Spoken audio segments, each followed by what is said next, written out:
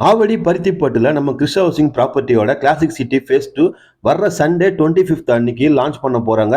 Already phase 1ல opportunity miss பண்ணவங்க already phase 2லயே இப்போ புக் பண்ணிட்டாங்க. 10க்கும் மேல ஃபிளாட் வந்து புக் ஆயிடுச்சு.